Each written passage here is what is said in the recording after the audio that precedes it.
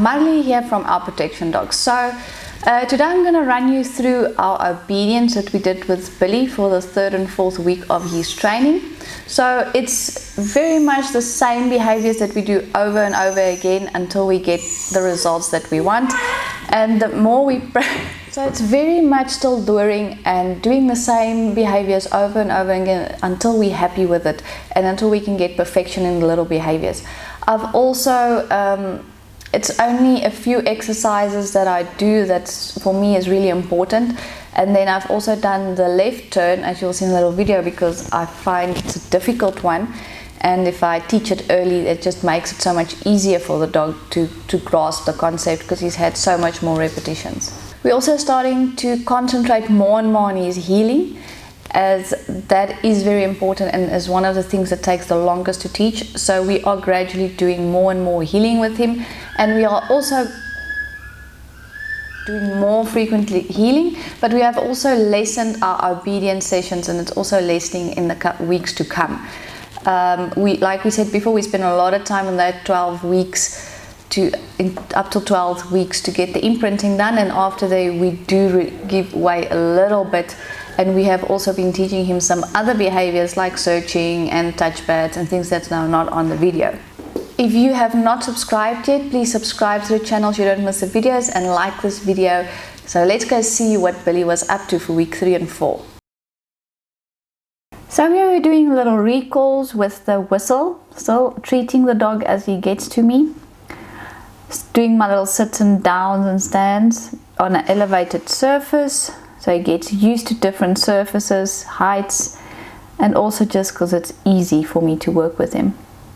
See the little stand, pushing a little bit back for the down, waiting for him to keep it, quick up for sit, up under the chin for a stand.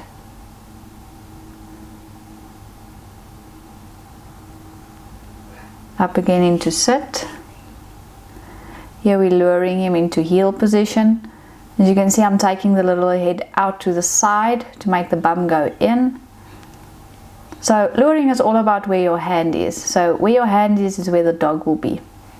So he had to find the treat, and I bring him in next to me. So try to bring the dog in next to you and don't accommodate for the dog. So don't help him too much by moving your body. Stand still and then teach him how to find the heel position. You can see I let the little nose go to the outside so I can move the bum to the inside for that left turn. And then up again with my hand for the sit.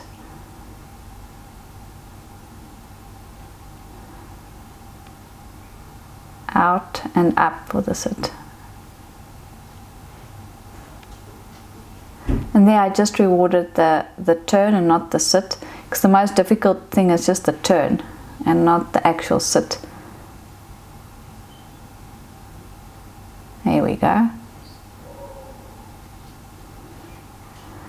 Luring him to the outside.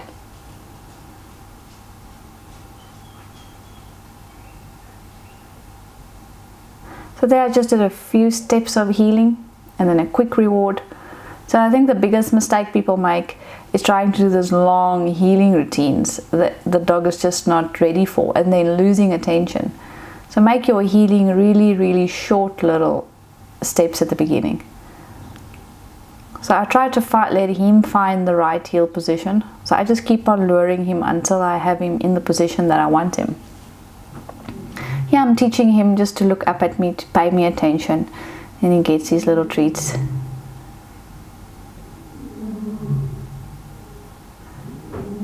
And then literally one step and I rewarded him.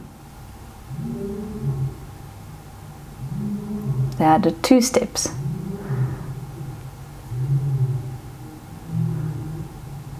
Three steps.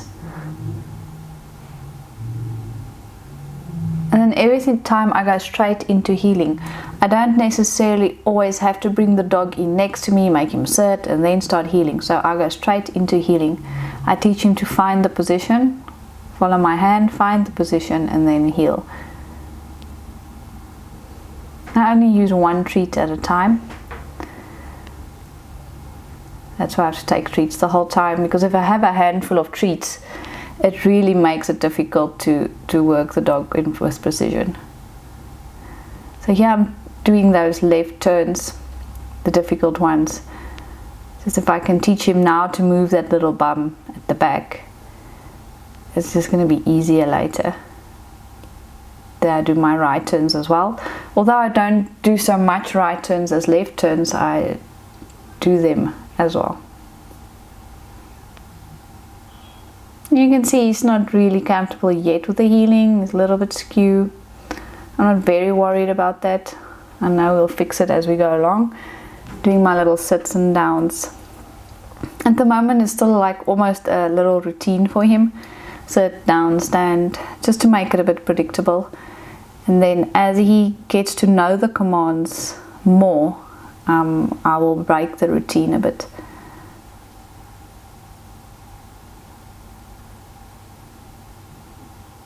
But dogs do well with predictability. And up for the sit. There's our stand. This was on the Saturday, last training session of week 3. So yeah, I can really use minimal help with my hand for him to do the action. So I try to use less and less body language as I go along, less and less luring, until I can fade it eventually. Yeah, I'm teaching him to go forwards and backwards, follow my hand. Okay, find his heel position and reward. My son was nice enough to have the food ready for me. So yeah, we actually was at a PSA club helping them out for the weekend or for the Sunday. So I was lucky enough Billy could go with. So it's a new place, new people. It was very nice working him there. Doing my left turns again. So if you can't get it right, I just keep on trying, get him back into heel, then try again, and then reward when he gets it. Here our heeling is a few steps longer, and then straight into heeling, one treat at a time. So I really concentrate about where I keep where his head is, where his bum is, and that all depends on where my hand is.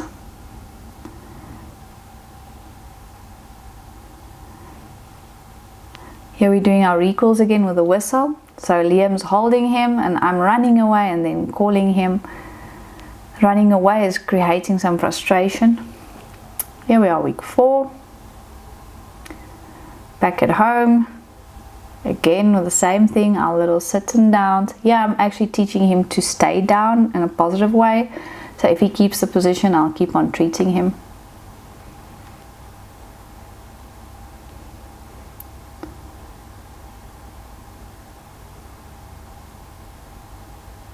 Sit, the stand,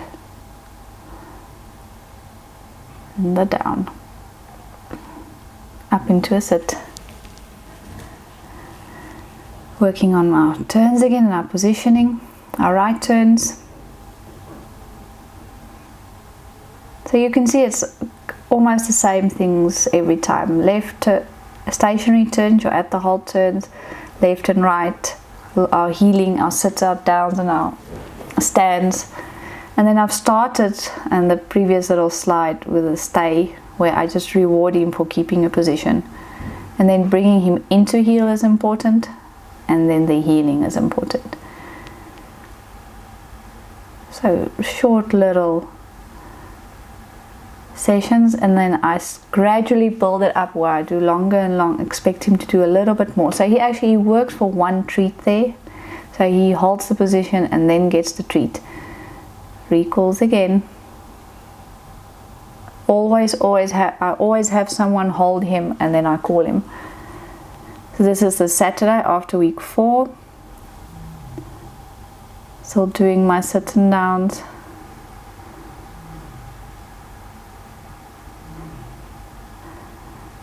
His stands are coming along nicely now. I think the down is the most difficult for him.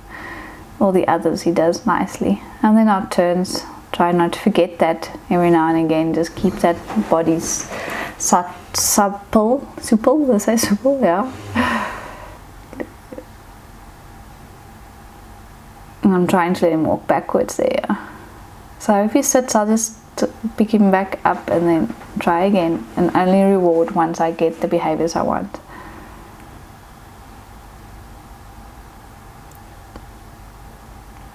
Getting him into heel. I try to always get him in straight into the position I want, not to let him learn bad habits. Always in straight, so I try to make him do the work, let him find the right position. Then we do our little healing.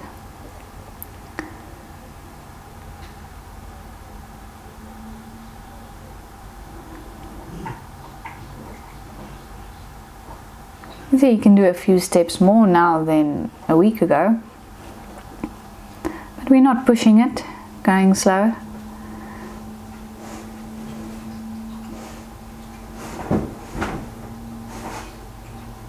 Yeah, our turns. That was a nice one.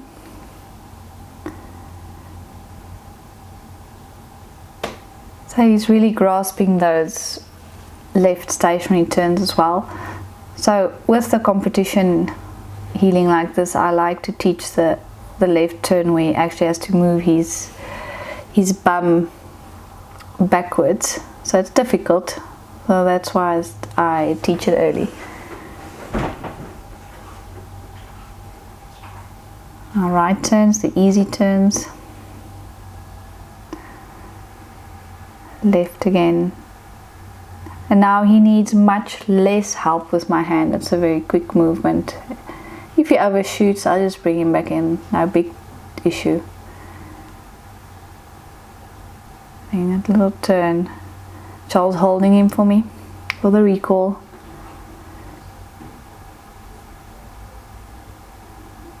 Always running away from him. So he really wants to come to me. So this was Billy's training for obedience for the 3rd and 4th week of his training. I hope you enjoyed that, and as you saw, it was a lot of repetitions. So it's the same little behaviors over and over again, so he can get comfortable in doing them, so he knows what's going to happen, and that to us is the most important little behaviors for obedience. And as you can see, at the beginning of his healing was still a little bit skew and he didn't know what to do, so we rewarded him quite often. And here by the end, by the 4th week, you can see his little body coming straight and he's working very nice in that healing position. If you have any problems with your training, please contact us. Feel free to contact us. Our email address is below in the description. We would like to hear from you. And then tell us, if you've got a puppy, what obedience commands are you teaching your puppy? And then until next time, cheers.